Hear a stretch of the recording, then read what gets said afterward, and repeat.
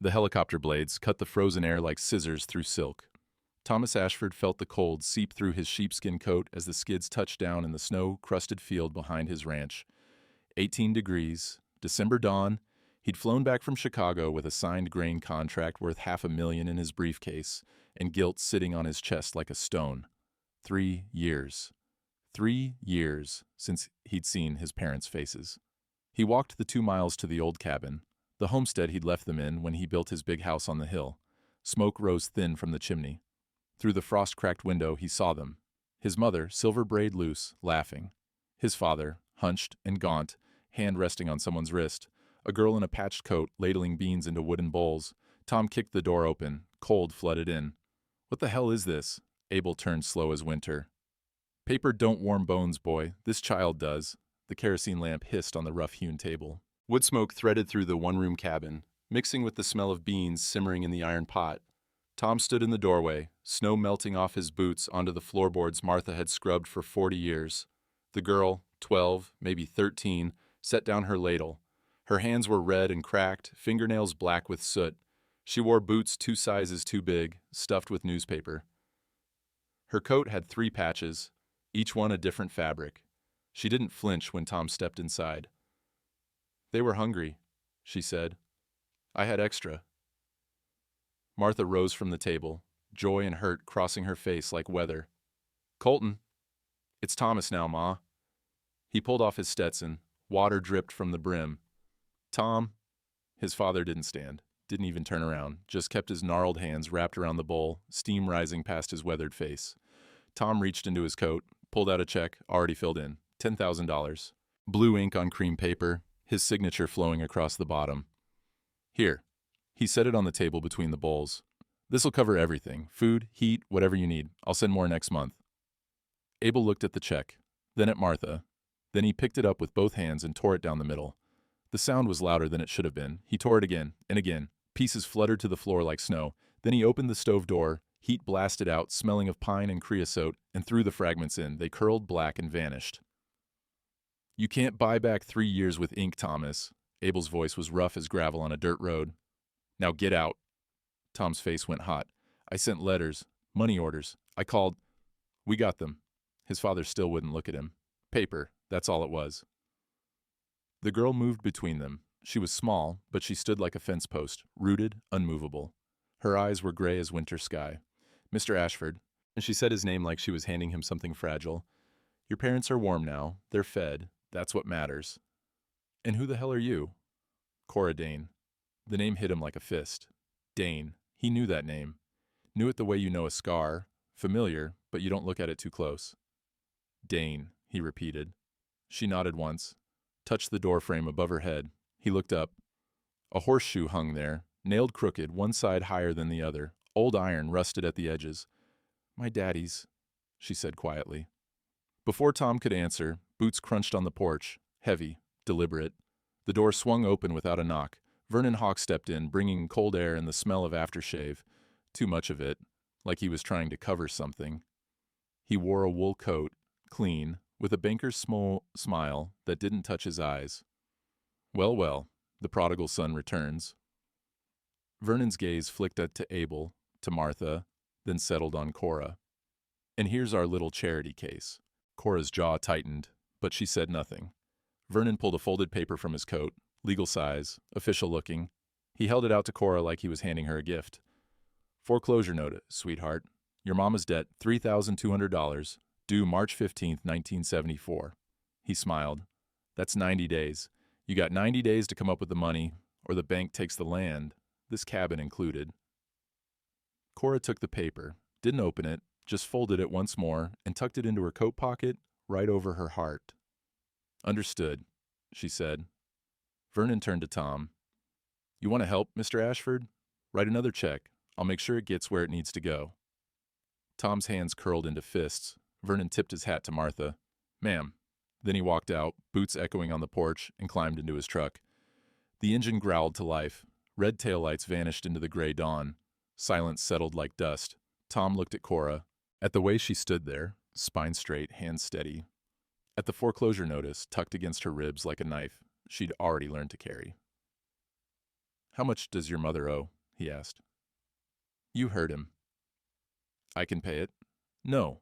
Her voice was flat, final. I don't take what I didn't earn.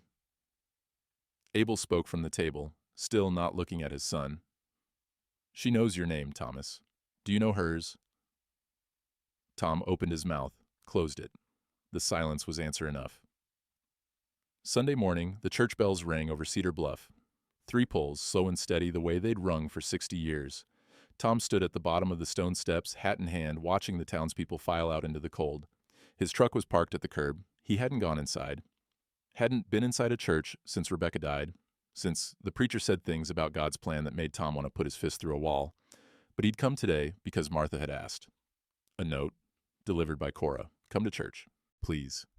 The doors opened. Voices spilled out, mixing with the smell of wool coats gone damp in the heated pews. Tom saw his mother on the steps, leaning on Cora's arm. Abel walked behind them, slow but steady. Then Rose Whitmore stepped out. She was 50, a widow, the kind of woman who organized bake sales and knew everyone's business before they did. She saw Tom and came down the steps like she had something to say and wasn't going to wait for permission. Mr. Ashford? Mrs. Whitmore. Your folks. She nodded toward Abel and Martha. Eating charity from a child. Whole town knows. Tom's jaw tightened. That's being handled. Is it? Rose's eyes were sharp. Because from where I stand, you flew in on a helicopter, handed them paper, and flew back out. Money's easy, Mr. Ashford. Showing up is hard. Which man are you? She didn't wait for an answer, just walked past him toward her car, heels clicking on the sidewalk. Tom stood there, heat crawling up his neck, while half the congregation pretended not to stare. He drove back to his ranch in silence. 5,000 acres, 3 barns, a house with 12 rooms, and nobody in them, but a housekeeper who came twice a week. The office was on the 2nd floor, floor-to-ceiling windows, steel filing cabinets, a desk made of oak that cost more than most men earned in a year.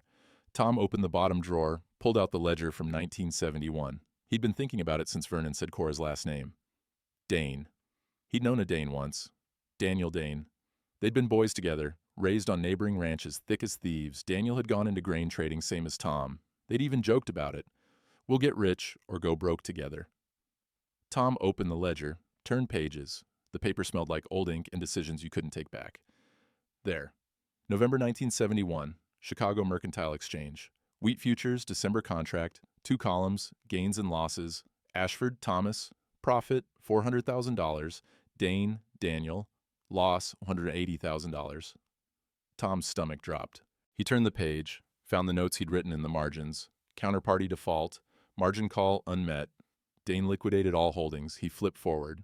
January 1972, a newspaper clipping, folded and tucked between pages. Local man found dead, apparent suicide.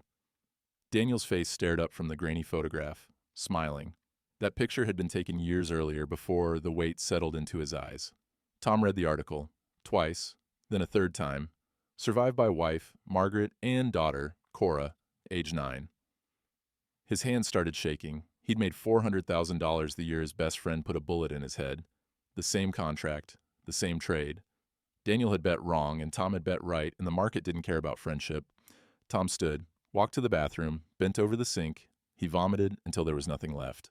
2 days later, Tom went to the blacksmith shop on the edge of town. The sign above the door said Kern & Son, but the son had moved to Billings 10 years ago. Now it was just Silas Kern, 60 years old, hands like leather, standing at the forge with a hammer in his fist. The place smelled like coal smoke and hot metal. The forge roared, orange and white, heat radiating across the dirt floor. Mr. Ashford? Silas didn't look up, just kept hammering a piece of iron flat. Sparks jumped with each strike. What brings you here? Need some work done on my truck. That's a mechanic, not a blacksmith. Tom stepped closer, saw what Silas was shaping, a hinge, simple, functional. You know a family named Dane? Tom asked. Silas's hammer paused, just for a second, then he struck again. I knew Daniel Dane, good man, smart, worked hard. Another strike. Died too young. How'd it happen? You want the polite version or the truth? Truth. Silas set down the hammer, pulled the iron from the forge with tongs and plunged it into a bucket. Water hissed, steam rising, the smell of wet metal and ash filled the air. He lost everything in a grain deal, November 71, tried to borrow his way out, but the banks wouldn't touch him. Sold his horse, his tools, his land. Still wasn't enough. Silas looked at Tom for the first time. He shot himself in the barn. His little girl found him. Tom's throat closed. You knew Daniel Dane, didn't you, Mr. Ashford? Tom nodded. Funny. Silas picked up his hammer again. Same year you bought your helicopter. Tom turned and walked out. The cold air hit him like a slap, but it didn't help. He climbed into his truck, hands gripping the wheel. He'd killed his best friend with a signature. He'd built an empire on Daniel Dane's grave. And now, Daniel's daughter was feeding his parents with beans she couldn't afford. Tom sat there until the sun set, until the cold seeped through the windows and his breath fogged the glass. Then he drove home, opened his office, and pulled out the 1971 ledger one more time. He stared at the numbers until they blurred. Tom started showing up at the cabin, not with checks, not with speeches, just showing up. First time he brought firewood, split and stacked it by the door without a word. Abel watched from the window, but didn't come out. Second time, he fixed the latch on the henhouse. The chickens had been getting out, and Cora had been chasing them through the snow every morning.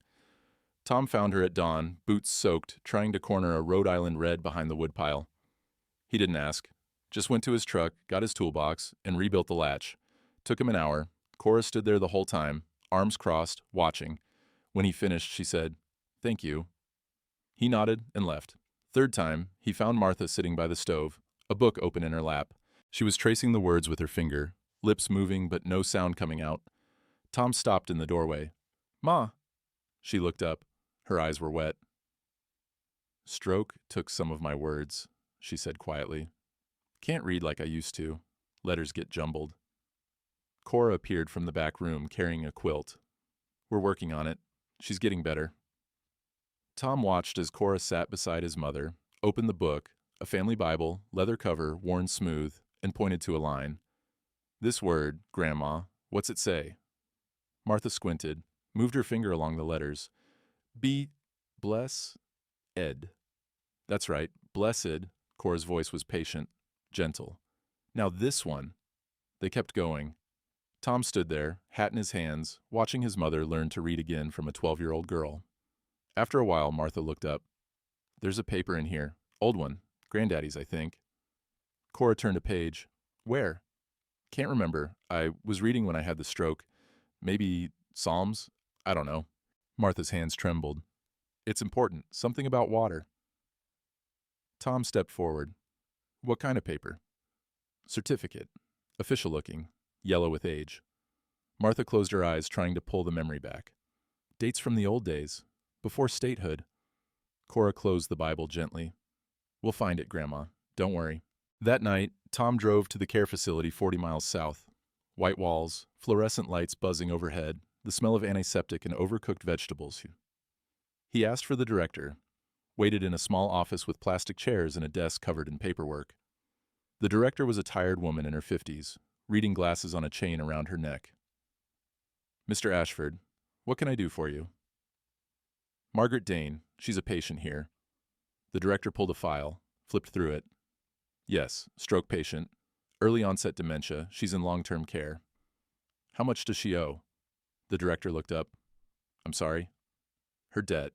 Medical bills. How much?" The woman hesitated. Then she ran her finger down a column of numbers. $8,400. Accrued over 2 years. Her daughter sends what she can, but... Tom pulled out his checkbook, wrote the amount, added $2,000 more. "This covers it, and the extra is for the next 6 months. Keep her warm. Keep her comfortable." The director took the check, stared at it. "Why?" "Because her daughter calls every week and asks if her mom is warm. Now you can say yes." "Should I tell her who—" "No." Tom stood. "This stays between us." He walked out before she could argue. The next morning, Cora found out anyway. Tom was at the cabin, helping Abel patch a hole in the roof where wind had torn through the shingles. The January cold bit through his gloves, and his fingers were stiff by the time they finished. They climbed down the ladder. Abel brushed ice off his sleeves, breath fogging. Cora stood by the truck, holding a piece of paper.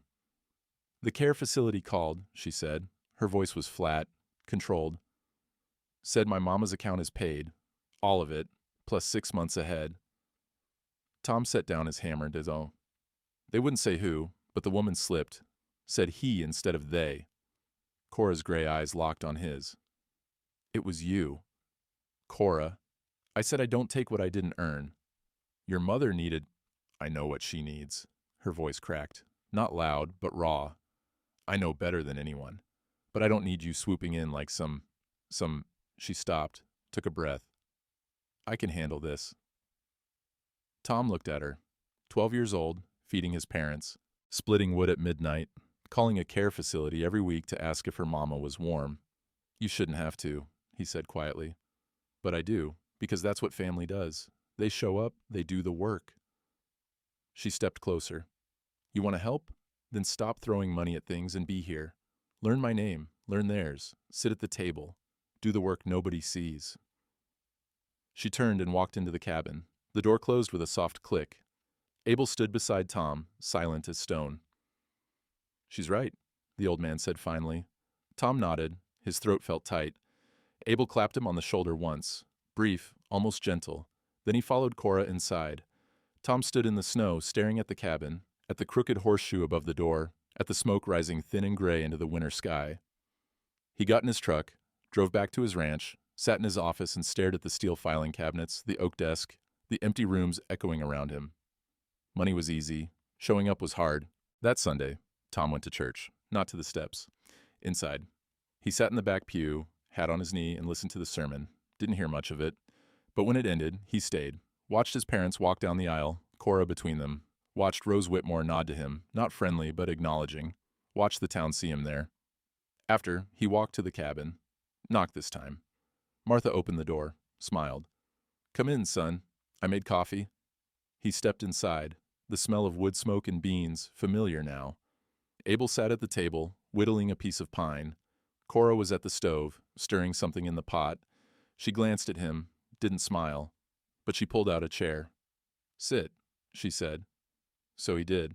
They ate in silence, but it was a different silence. Not cold, not angry, just quiet. And for the first time in 3 years, Tom felt like maybe he was starting to find his way home. February brought freezing rain that turned everything to ice. The roads were glass. The trees crackled when the wind blew. Tom's truck slid twice on the way to the cabin, and he had to get out and throw sand under the tires. When he arrived, Vernon Hawk's black Lincoln was already parked outside. Tom's stomach tightened. He walked to the door, could hear voices inside, low, controlled. Vernon's smooth banker tone. He knocked. The talking stopped. Cora opened the door. Her face was carefully blank, but her eyes were storm gray. Mr. Hawk wants to speak with you, she said. Tom stepped inside. Vernon sat at the table, coat still on, hands folded. A document lay in front of him, official, typed, stamped. Abel and Martha sat across from him, Gillant. Mr. Ashford. Vernon stood, extended his hand. Tom didn't take it. Vernon smiled anyway. Good. I prefer to discuss business with the man who can actually sign checks. What business? Vernon gestured to the document. A solution to the girl's situation. Tom picked up the paper, read it. His jaw clenched. You want me to sell you the water rights to this property? Not just this property, the whole creek corridor, senior rights. Vernon's smile widened. In exchange, I forgive Miss Dane's debt, $3,200, wiped clean. She keeps the land. Her mother stays in care. Everyone wins. Tom looked at Abel. The old man's face was stone, but his hands gripped the edge of the table. And what do you do with the water rights? Tom asked. Sell them, of course. To ranchers downstream, development projects. The valley's growing, Mr. Ashford. Water's the new gold. How much you planning to make? Vernon shrugged. That's business. Tom set the paper down. His pen was in his coat pocket. He could feel the weight of it. $3,200. Nothing to him. A rounding error. He could wipe Cora's debt with a signature and never think about it again. He pulled out the pen. Vernon's smile grew. Then from the loft, a boot creaked on the ladder. Tom looked up. Abel stood there, one hand on the railing, looking down at his son. Their eyes met. Abel didn't speak. Didn't have to. Tom set the pen down. No deal. Vernon's smile vanished. Excuse me? I said no. Mr. Ashford, this is a generous offer. The girl loses everything in 6 weeks. This solves her problem. It solves yours, not hers. Vernon's jaw tightened. He picked up the document, folded it slowly. You're making a mistake. Probably. Vernon stood, buttoned his coat. When that foreclosure hits, don't come crying to me. He looked at Cora. And you, sweetheart, when you're packing your things in March, remember who tried to help. He walked out. The door slammed. His engine roared to life, tires spinning on the ice before they caught. Silence settled like snow. Abel climbed down from the loft, walked to Tom, put a hand on his shoulder. Good, the old man said. Tom exhaled. He hadn't realized he'd been holding his breath. 3 days later, the town hall meeting was called. Vernon Hawk had requested it. Public forum, open to all residents. Tom sat in the back row, hat in his lap. The hall smelled like old wood and lemon oil. 50 people packed the benches. Rose Whitmore sat up front. Judge Calloway sat to the side, arms crossed, watching. Vernon stood at the podium, a stack of papers in front of him. Ladies and gentlemen, I've called this meeting to address a matter of legal urgency. His voice carried, smooth and confident. Miss Cora Dane's property. Cora sat beside Abel and Martha, 3 rows ahead of Tom. Her spine was straight, her hands folded in her lap. Vernon held up a document. This is a deed transfer, signed by Margaret Dane in 2002. She transferred the water rights to Cedar Creek to the First National Bank as collateral for a loan. That loan was never repaid. Murmurs rippled through the crowd. Now, I understand Miss Dane's mother was unwell at the time, early dementia, but the signature is legal, witnessed, notarized. Vernon set the document down. The bank has every right to foreclose on the land and claim the water rights. Unless... He paused, let the silence stretch. Unless someone can produce a senior water rights certificate, something that predates the bank's claim, preferably from the territorial days before statehood. Judge Calloway leaned forward. You're saying if such a certificate exists, it would override the bank's claim? Under Montana territorial law, yes. Senior rights take precedence, but, Vernon smiled, such a certificate would have to be filed with the territorial government, registered, official. I've checked the county records. Nothing exists. Rose Whitmore stood. And if the family has the original certificate, not filed, but kept private? Vernon's smile thinned. Then they'd need to produce it and prove its authenticity before March 15th. Judge Calloway nodded slowly. That's 6 weeks. Miss Dane, do you or your family have such a document? All eyes turned to Cora. She stood, small in her patched coat but steady. I don't know, Your Honor. The judge's face softened. Then I'm afraid, unless one is found, the bank's claim stands. Foreclosure will proceed as scheduled. Vernon gathered his papers. Thank you, Your Honor, ladies and gentlemen. He walked down the aisle, past Tom, and out into the cold. The crowd began to disperse. Voices rose, overlapping. Tom heard fragments. Poor girl. Her mother shouldn't have signed. Dementia or not, a signature's a signature. Tom stood, walked to Cora. She was still standing there, staring at the empty podium. Abel had his hand on her shoulder. Martha held her other hand. We'll find it, Tom said quietly. Cora looked at him. You heard your mother. It's in the Bible. Somewhere. Then we tear that Bible apart if we have to. Cora's eyes filled. She blinked hard, jaw set. He's going to win, isn't he? Not if I can help it. She shook her head. You can't fight him. He owns half this town. Maybe, but he doesn't own the other half. Tom looked at Rose, who stood by the door, watching them. And the other half is paying attention. That night, Tom drove back to his ranch, sat in his office, opened the bottom drawer and pulled out the 1971 ledger one more time. He stared at Daniel Dane's name, at the loss column, at the date. Then he pulled out a blank sheet of paper and started writing. To whom it may concern. In November 1971, I profited from a grain futures contract that bankrupted Daniel Dane. I made $400,000. He lost $180,000 and subsequently took his own life. I did not know the counterparty was my childhood friend until recently. I did not know his daughter was the girl now feeding my parents. But ignorance is not innocence. Tom stopped, pen hovering.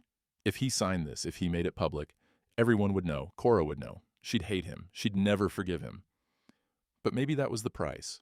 Maybe that was what showing up really meant. He folded the letter, put it in an envelope, sealed it. Then he locked it in his desk drawer. Not yet, but soon. The next morning he went to the cabin, found Cora outside, hauling water from the creek. The bucket was heavy, ice sloshing over the sides. Her hands were red and raw. Tom took the bucket from her. "I can do it," she said. "I know." He carried it to the cabin, came back, picked up the second bucket. They worked in silence. The ice on the creek crackled under their boots. The wind cut through the trees, carrying the smell of pine and cold stone.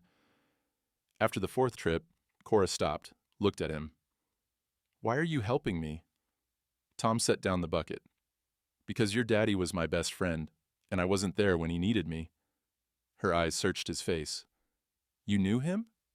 "We grew up together, ran wild on these ranches. He taught me to ride, I taught him to fish." Tom's throat tightened. "He was a good man." Cora's voice was barely a whisper. "Then why did he leave?" Tom couldn't answer. The lie was there. Easy, simple. He was sick. He was lost. But Cora deserved the truth. Not yet, but soon. "I don't know," Tom said finally, "but I'm trying to make sure you don't lose what he left you." Cora wiped her eyes with the back of her hand, nodded once. They picked up the buckets and walked back to the cabin together.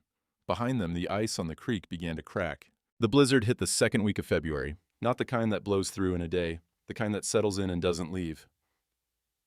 Tom was at the cabin when the sky turned gray-black. He'd been fixing the leak in the roof, tar paper and nails, fingers numb even through his gloves. Abel held the ladder steady below. "Storm's coming," the old man said. "Big one." Tom looked at the horizon, clouds stacked like slate. The wind shifted, carrying the smell of snow before it fell. "I should head back." "You won't make it, not in this." Abel nodded toward the cabin. "Stay." Tom climbed down. By the time he reached the ground, the first flakes were falling, thick, heavy, the kind that stuck. Within an hour, the world disappeared. Inside, the cabin was warm. The stove crackled, orange light flickering through the grate. The smell of wood smoke mixed with Martha's stew, venison, potatoes, carrots from the root cellar. Cora sat by the window, watching the snow pile against the glass. She'd stopped splitting wood an hour ago, but her hands still shook. Tom watched her from across the room, 12 years old, and she carried the weight of a grown woman. Bills, debts, a mother who didn't remember her name half the time. "Cora," he said quietly. She turned. "When's the last time you slept a full night?" She didn't answer, just looked back at the window. Martha set bowls on the table. "Supper." They ate in silence. The wind howled outside, rattling the shutters. Snow hissed against the glass. After, Abel pulled out his whittling knife and a piece of pine, started carving, slow, deliberate strokes. Shavings curled onto the floor. Martha opened the family Bible, ran her finger along the verses, lips moving. Tom sat by the fire, hands wrapped around a tin cup of coffee. Weak, bitter, but hot. Cora sat beside him. "Mr. Ashford?" "Tom," she hesitated. "Tom, can I ask you something?" "Yeah." "When my daddy died," her voice was small, Did he give up? Or did the world just get too heavy?" Tom set down his cup. The question hung in the air like smoke. He thought about the ledger, the numbers, the contract that had destroyed Daniel and made Tom rich. He thought about the letter in his desk drawer, sealed, unsigned. "I think," Tom said slowly, "sometimes the world gets so heavy you forget there's people willing to help you carry it." Cora looked at the fire. "I don't want to forget."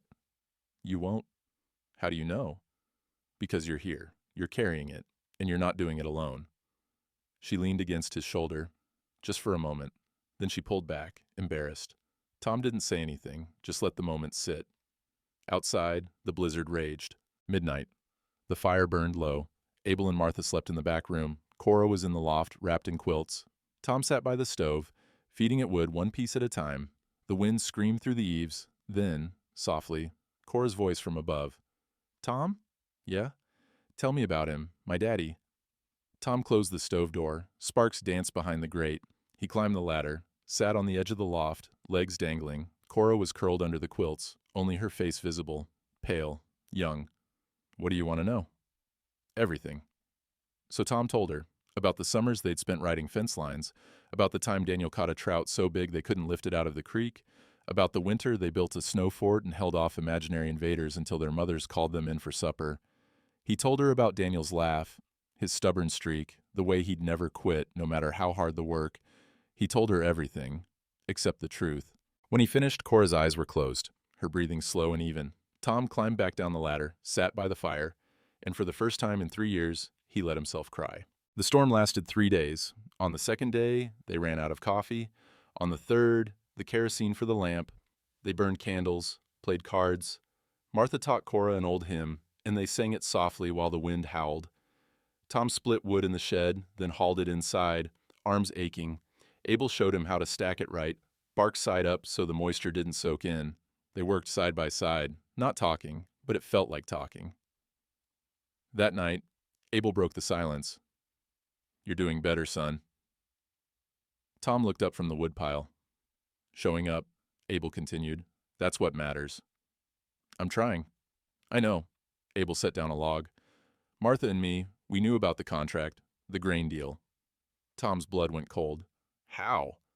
"Saw your ledger once, years ago. You left it open on your desk when we came to visit." Abel's face was lined and hard. "Saw Daniel's name. Saw the date. Put it together. Why didn't you say anything?" "Because it wasn't our place. It was yours."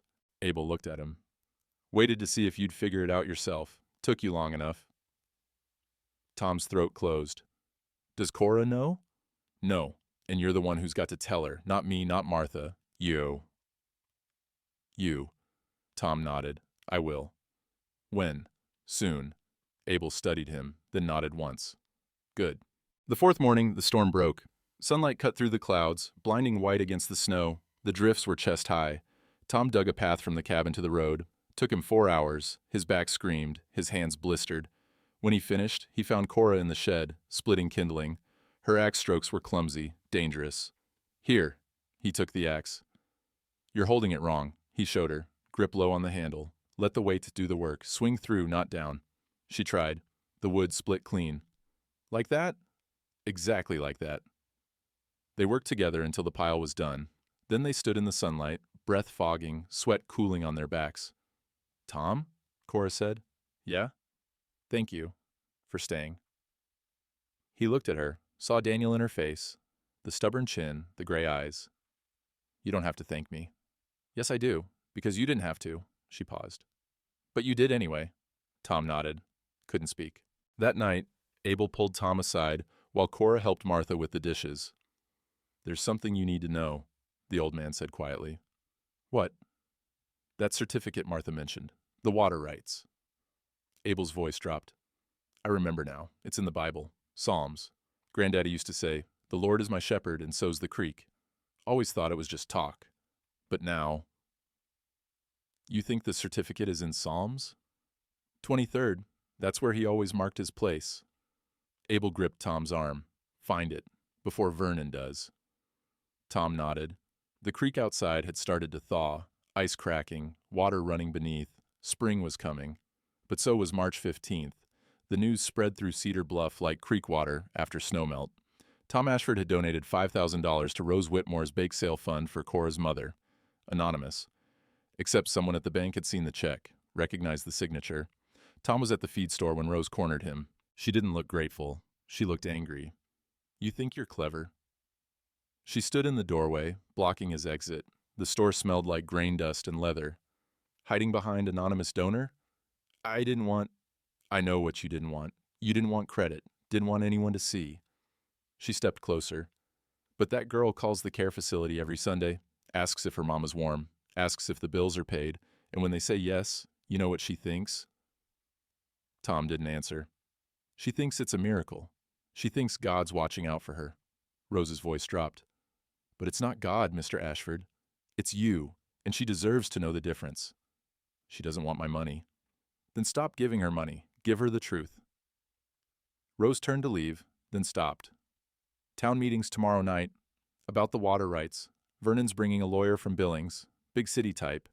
If you care about that girl, you'll be there." She walked out. The bell above the door chimed. Tom stood there, bag of feed in his hands, feeling like he'd been hit by a truck. That night, Silas Kern showed up at Tom's ranch. Knocked hard on the door. When Tom opened it, the blacksmith was holding a rolled-up paper, yellow with age. "Found this in my shop," Silas said. "Been using it to wrap tools for 20 years. Didn't look at it close until today." He unrolled it on Tom's kitchen table. It was a surveyor's map, hand-drawn, dated August 1891. Cedar Creek ran through the center, property lines marked in faded ink, and there, in the corner, a stamp, Montana Territorial Survey Office. Tom traced the creek with his finger, found the old homestead, Abel's land. The original property line extended 200 yards past where Vernon's bank claimed it ended. This shows the homestead had senior water rights, Tom said. Not just that. Silas pointed to a notation at the bottom. Certificate filed. Ashford E.J., August 12, 1891. E.J., that's Abel's granddaddy. Elijah James Ashford. Tom looked up. This proves the certificate existed, was filed. Question is, where's the original? Silas rolled up the map. Vernon's got the county records office in his pocket. If there was a copy there, he'd have destroyed it by now. Abel said it's in the family Bible. Then find it. Fast. Silas handed Tom the map. Town meeting's tomorrow. Judge Calloway will be there. If you can produce both the map and the certificate, Vernon's done. After Silas left, Tom sat at the table, staring at the map. The smell of old ink and dust filled the kitchen. He thought about the letter in his desk drawer, the confession, still unsigned. Tomorrow, everything would come to a head, one way or another. The town meeting was packed, every bench filled, people standing along the walls. The air was thick with wool coats and nervous energy. Vernon sat at the front table, his lawyer beside him. A thin man in a gray suit, briefcase open, papers stacked like ammunition. Judge Calloway sat at the center, reading glasses perched on his nose. Tom sat in the back row. Abel, Martha, and Cora were 3 rows ahead. The judge banged his gavel. Let's begin. Mr. Hawk, you called this meeting. State your case. Vernon stood, smoothed his tie. Your Honor, the facts are simple. Margaret Dane signed over her water rights to First National Bank in 2002. The signature is legal, witnessed, notarized. Unless someone can produce a senior certificate, one that predates the bank's claim, the foreclosure stands. The lawyer stood, opened his briefcase, pulled out a stack of documents. We've conducted a thorough search of the county records. No such certificate exists. Additionally, he held up another paper. Mrs. Dane's signature has been verified by a handwriting expert. She was of sound mind when she signed. Murmurs rippled through the crowd. Dementia doesn't count as sound mind, Rose called from her seat. The lawyer smiled. Mrs. Dane was not diagnosed with dementia until 2003. The signature is dated 2002. Legally, she was competent. Cora's hands gripped the edge of the bench, her knuckles white. Judge Calloway looked at her. Miss Dane, do you have any evidence to counter this claim? Cora stood. Her voice was steady but barely. We're looking for the certificate, Your Honor. My great-great-grandfather filed it in 1891. It's somewhere. Somewhere isn't good enough, Vernon said.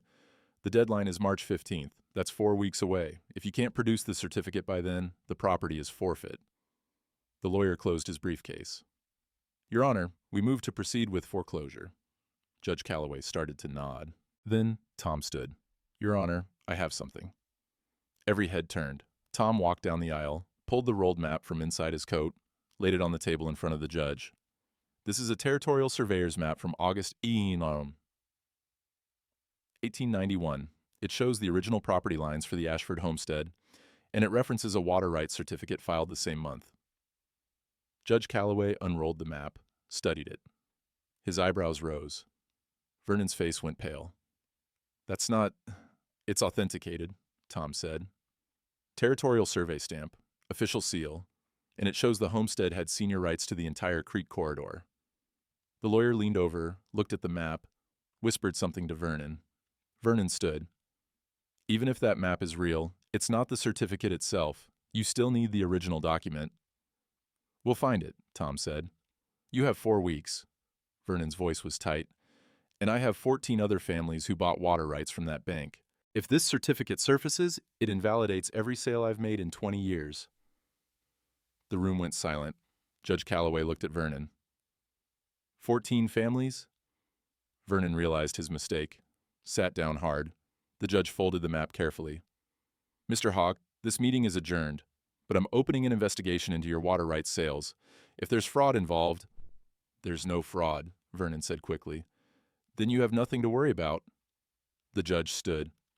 Miss Dane, you have until March 15th to produce the certificate. If you do, the foreclosure is void. If you don't, he didn't finish. The gavel banged. People filed out, whispering. Vernon pushed through the crowd, his lawyer hurrying behind him. Tom stood by the table. Cora walked up to him. "Thank you," she said quietly. "Don't thank me yet. We still need the certificate." "We'll find it." She touched his arm, just briefly, then followed Abel and Martha out into the cold. Tom stood there, holding the map, feeling the weight of 4 weeks pressing down like snow. Outside, the March wind was rising. The next blizzard came on a Tuesday, bigger than the first, the kind that shut down roads and knocked out power lines. Tom was at his ranch when the call came, Rose Whitmore's voice crackling through static. "They're trapped. Abel, Martha, and Cora. Phone lines down, roads blocked." Tom didn't wait. Loaded his truck with blankets, food, a generator, drove as far as he could, then walked the last mile through drifts that came up to his thighs. By the time he reached the cabin, his lungs burned and his face was numb. He kicked the door open. Snow blew in with him. The cabin was cold, not freezing, but close. The stove was down to embers. Abel sat in his chair, wrapped in quilts. Martha lay on the bed, shivering. Cora knelt beside the stove, trying to coax life back into the fire with wet wood. Tom dropped his pack. "How long's the fire been out?" 2 hours, Cora said. Her lips were blue. "Wood's damp. Won't catch." Tom pushed her aside gently, pulled dry kindling from his pack, newspaper, matches, built the fire from scratch, feeding it until flames licked up the chimney. Heat began to spread. "Generator's outside," Tom said. "I'll hook it up." He worked in the storm for an hour, fingers stiff, face raw, got the generator running, lights flickering back to life inside. When he came back in, Cora had made coffee. Weak, but hot. They sat around the stove, letting warmth seep back into their bones. Martha's breathing was labored, rattling. "She needs a doctor," Cora said. "Road won't be clear till tomorrow." "She doesn't have till tomorrow." Tom looked at Martha. Her face was gray, lips pale. "I'll keep her warm," he said. "That's all we can do right now." They worked through the night, boiling water for steam, piling blankets, spooning broth into Martha's mouth when she could swallow. At dawn, her fever broke. She opened her eyes, looked at Tom, smiled. "You stayed." "Yeah, Ma, I stayed." They were snowed in for 3 days. On the second day, Cora sat by the window, staring at the white world outside. Her fingers traced patterns on the frosted glass. "Tom?" He looked up from the woodpile. "Yeah?" "Can I ask you something? About my daddy?" His stomach tightened. "Sure." Did he ever talk about giving up? Before? Tom set down the log he was holding, walked over, sat beside her. The wind howled. The cabin creaked. "I need to tell you something," Tom said quietly. "About your daddy. About me." Cora turned. Her gray eyes locked on his. "There was a man," Tom began. "A rich man. He made a deal, a grain contract. It made him a lot of money." He paused, swallowed. "But that same deal destroyed another man. A good man. A man with a family." Tom's voice cracked. The rich man didn't know who the other man was, didn't know that when the contract settled, it would take everything the good man had, his land, his hope, his will to keep going. Cora's face was very still.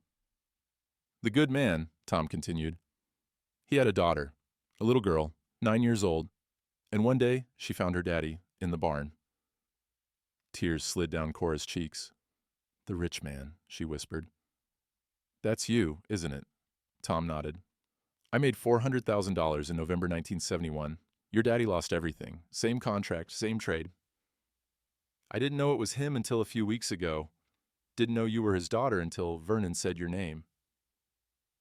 Cora stood, walked away, stood by the stove, arms wrapped around herself. Tom stayed by the window, waiting. Finally she spoke.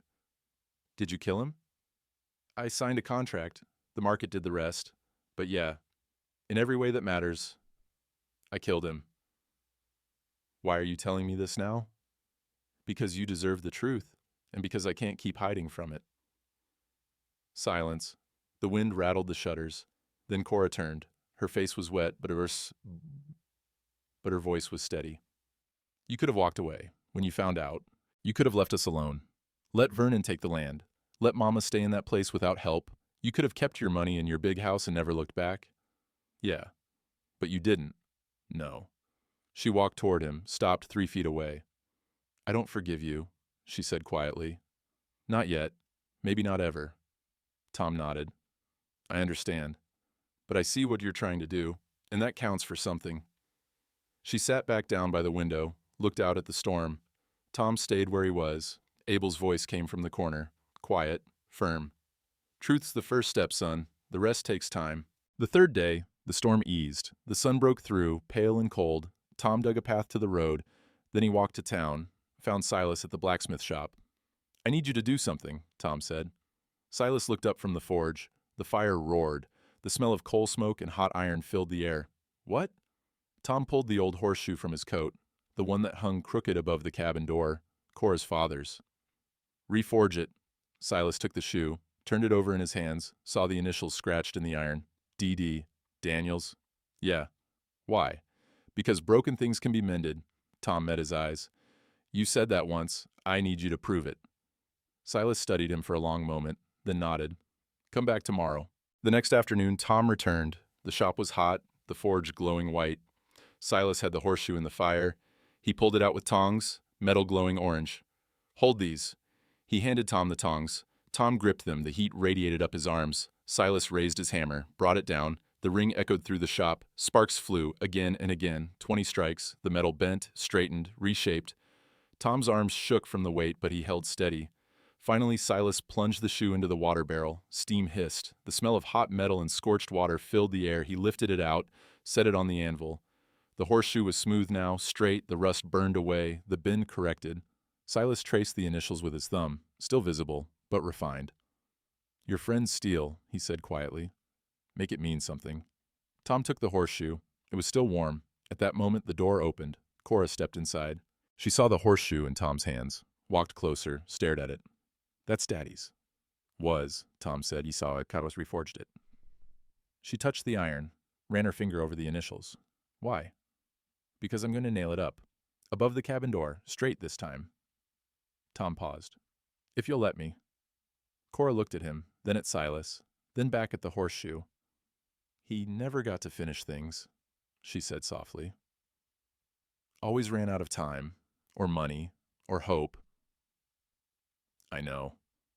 But you're finishing it for him. Trying to. She nodded slowly. Okay. Silas handed Tom a small cloth bag. Nails. 3 of them. Iron, hand-forged. Don't lose them. Tom took the bag. Thank you. As they walked out into the cold, Cora said, Tom, yeah? I still don't forgive you. I know. But I don't hate you either. Tom looked down at her. Saw her father's face, her mother's determination, her own fierce, stubborn grace. That's enough, he said quietly. For now, that's enough. They walked back to the cabin together, the horseshoe hung from Tom's hand, catching the late afternoon light. Behind them, the forge cooled. Ahead, the cabin waited. And somewhere in the family Bible, a certificate from 1891 was waiting to be found. That night, Abel gathered them at the table. The Bible sat in the center, leather cover worn smooth by generations of hands. Martha, he said gently, you said it was in Psalms.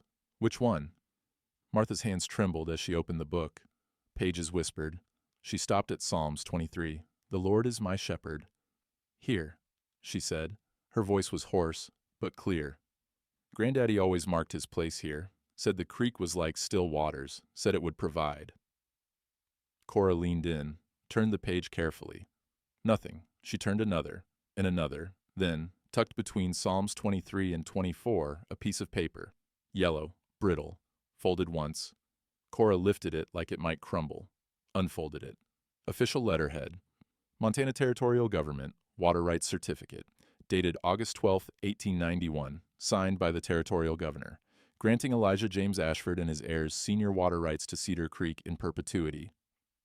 Cora's hands shook. This is it. Tom leaned over, read it. Read it again. This is it, he confirmed. Abel closed his eyes. Granddaddy kept his word. Martha whispered, still waters. They sat in silence. The stove crackled. Outside, the creek ran beneath the ice, cold and clear and unstoppable. March 15th was 2 weeks away, but they had their weapon now. The courthouse steps were packed. Word had spread fast. The certificate had been found. March 5th, 10 days before the deadline. Tom stood beside Cora on the steps, Abel and Martha behind them, Rose Whitmore and Silas Kern flanked them like sentries. Half the town had shown up. Vernon's black Lincoln pulled up to the curb. He got out, his lawyer beside him. They climbed the steps, faces tight. Inside, and the courtroom smelled like old wood and floor wax. The benches filled quickly, standing room only. Judge Calloway sat at the bench, reading glasses on, gavel beside his hand. "We're here," he said, "to review evidence in the matter of Dane v. First National Bank. Miss Dane, do you have the certificate?" Cora stood, walked forward. Her boots echoed on the hardwood. She handed the judge the yellowed paper. He took it carefully, held it up to the light, read every word, turned it over, examined the seal. The courtroom was silent, except for the radiator, hissing in the corner. Finally, Judge Calloway set it down. "This appears to be authentic. Territorial seal, governor's signature, dated August 12th, 1891. He looked at Vernon. "Mr. Hawk, your response?" Vernon's lawyer stood. "Your Honor, we request time to authenticate." "I've authenticated it," the judge said flatly. "Unless you're suggesting the territorial government was in the habit of forging its own documents." The lawyer sat down. Vernon stood. "Your Honor, even if that certificate is real, it doesn't change the fact that Margaret Dane signed over her rights in 2002. That signature supersedes Senior water rights can't be signed away," the judge interrupted. "Montana territorial law is clear. Senior rights, once granted, remain with the land in perpetuity. Mrs. Dane's signature is irrelevant." Vernon's face went white. "But the bank," Judge Calloway said, his voice cold, "has been selling water rights it didn't own. How many families, Mr. Hawk?" Silence. "I asked you a question." Vernon's jaw worked. 14. The courtroom erupted, voices overlapping, anger, shock. The gavel banged. "Order." The room quieted. 14 families, the judge repeated. 14 fraudulent sales. "Mr. Hawk, I'm ruling in favor of Miss Dane. The foreclosure is void, the certificate stands, and I'm referring this matter to the State Attorney General for criminal investigation." Vernon's face crumpled. "Your Honor, I can explain." "Save it for the AG." The judge looked at Cora. "Miss Dane, the land is yours. The water rights are yours. No one can take them." Cora nodded. She didn't smile, didn't cry, just nodded. Rose Whitmore started clapping, then Silas. Then the whole courtroom stood, applause rolling like thunder. Vernon pushed through the crowd, his lawyer hurrying behind. They disappeared into the cold. Tom stood at the back of the room, watching. Then Cora turned and looked at him. She walked down the aisle, stopped in front of him. "Tom? Yeah? I have something to say." The courtroom quieted again, everyone listening. Cora's voice was steady, clear. "Tom Ashford made money the year my daddy died. $400,000, same contract that took everything from us."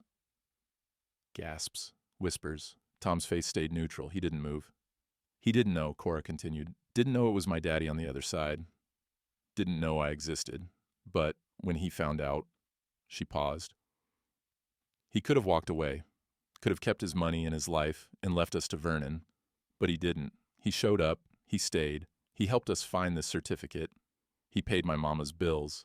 He kept my grandparents warm." Her voice cracked, but she didn't stop. "I don't know if that makes up for what happened. I don't know if anything can, but it counts for something." She looked at Tom. "You're the rich man from your story, the one who is blind. But you're not blind anymore." Tom's throat closed. Cora held out her hand. He stared at it. Then slowly, he took it. The courtroom was silent. Judge Calloway leaned forward.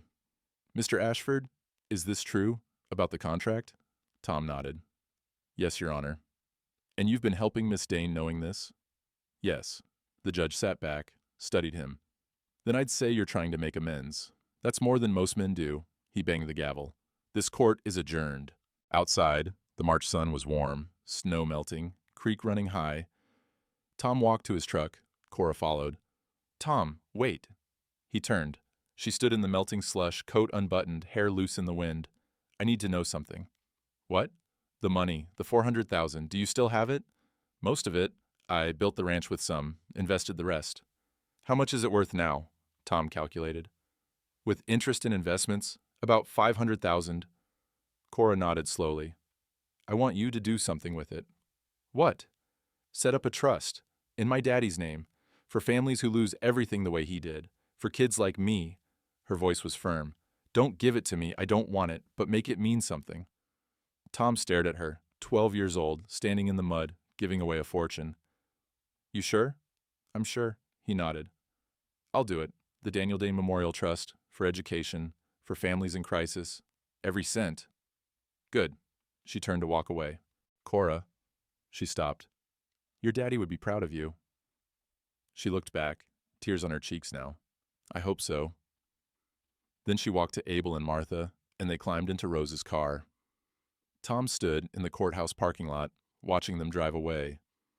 The sun felt warm on his face.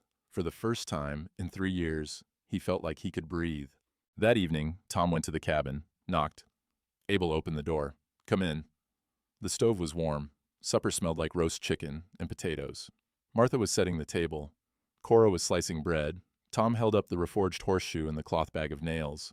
I brought this. Cora looked at it, nodded. Let's do it. They went outside. The evening light was golden. Birds sang in the pines. The creek rushed, ice-breaking, water clear and cold. Tom held the horseshoe against the door frame, right above where the old one had hung, crooked and rusted. Cora handed him the first nail. He hammered it in. The sound echoed. Second nail, third nail. The horseshoe hung straight. Perfect. Abel ran his hand over it. Good work. Martha touched the initials. Daniel Steele, but new. Cora stood back, arms crossed, looking at it. He'd like this, she said quietly. Knowing it got fixed, knowing it's still here. Tom set down the hammer. Yeah, I think he would.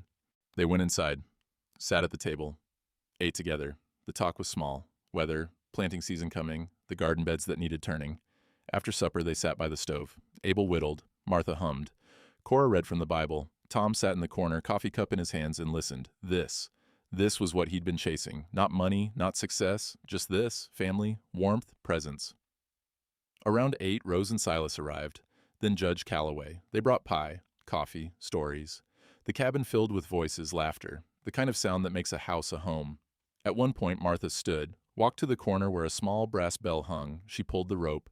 3 slow rings. The sound echoed through the cabin, out into the night. Sunday dinner bell, she said, smiling. Haven't rung it in 3 years, but it's Sunday, and we're all here. Everyone raised their coffee cups. Tom looked around the room, at Cora, sitting beside him, at Abel, whittling a small horse, at Martha, tears on her cheeks but smiling, at Rose and Silas, and the judge, all of them crammed into this tiny cabin, all of them choosing to be here. This was family, not blood, choice.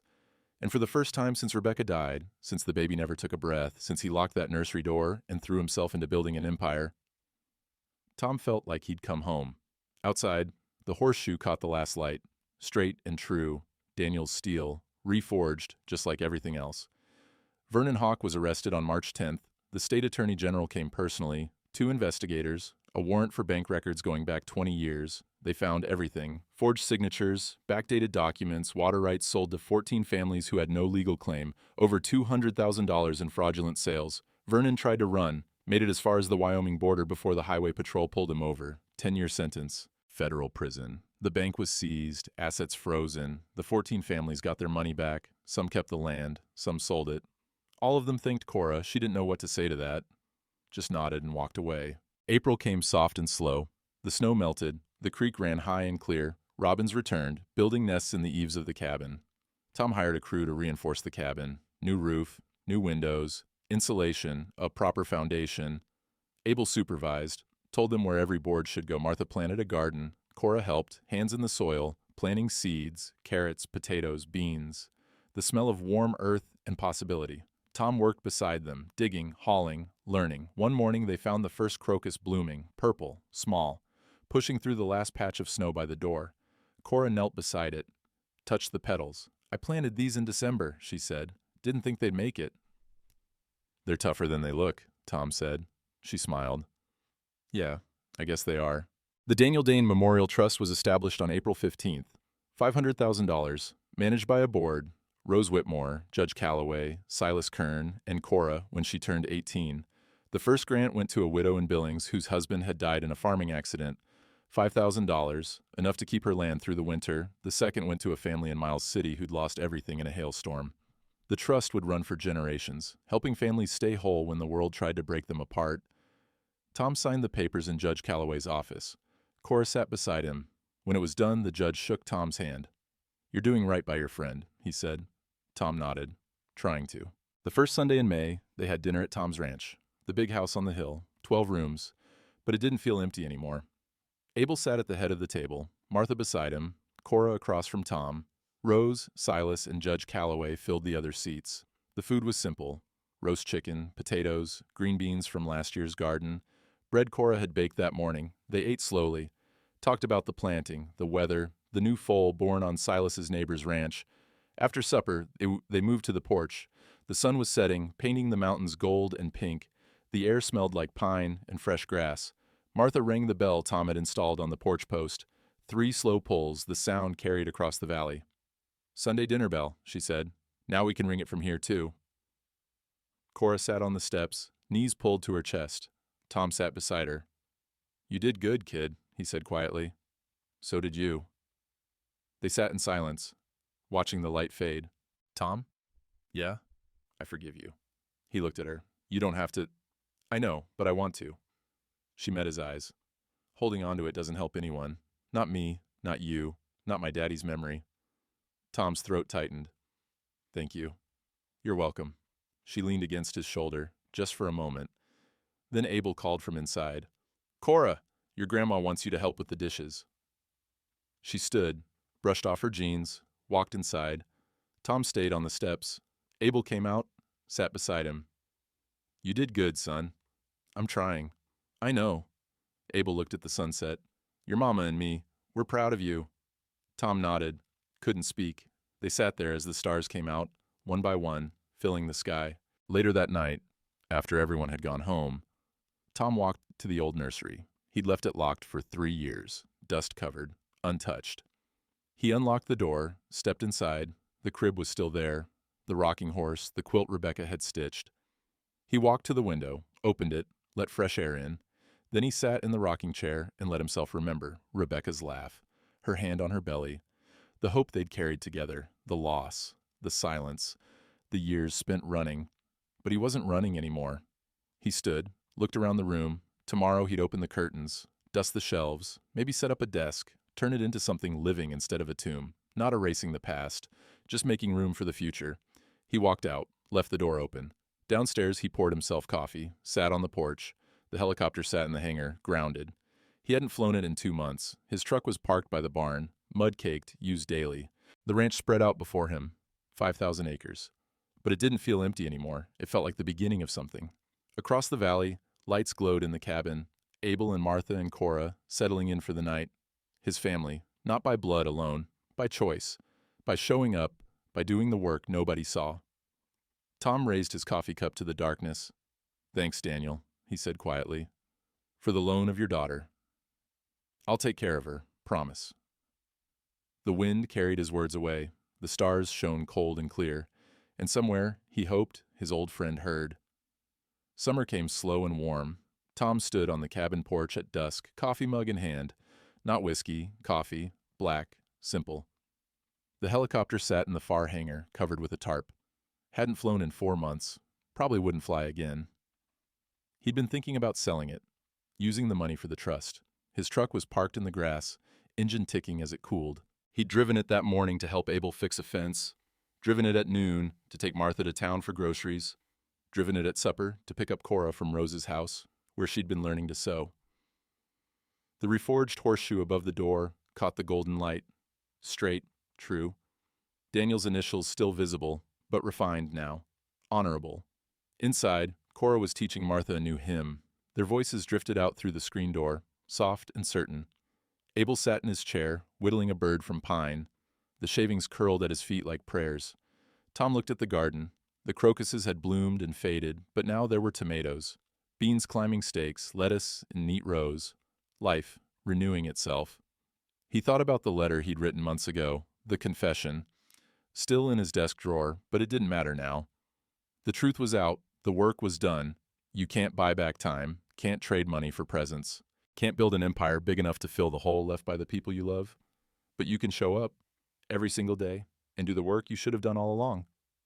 Cora appeared beside him, handed him a plate, chicken, potatoes, food she'd cooked. "You didn't have to," Tom said. "I know," she smiled. But family does things they don't have to. That's how you know it's real. Tom took the plate, nodded. Behind them, the creek ran clear. The mountains stood purple against the fading sky. A robin sang its evening song. The horseshoe gleamed. And Thomas Ashford, who'd spent 3 years running from ghosts, finally stood still. Home at last.